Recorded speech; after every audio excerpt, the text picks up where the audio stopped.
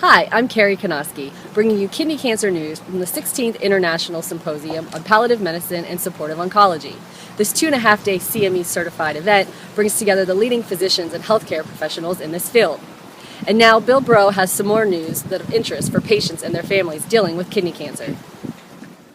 Thanks, Carrie. In just a few moments, we'll visit the European International Kidney Cancer Symposium. But first, from MedWire News, reporter Lucy Piper reports researchers have identified mutation-defined subtypes of clear cell renal cell carcinoma that have distinct clinical outcomes.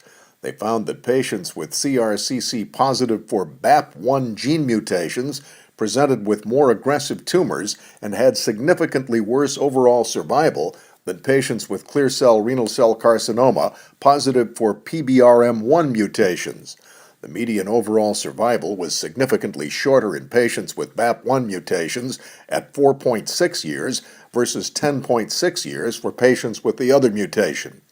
Discussing the findings, Tony Schwery and colleagues from Harvard Medical School in Boston say, although the clinical utility of these mutations' status as biomarkers for renal cell carcinoma might not be immediately applicable in daily clinical practice, these findings are a meaningful step.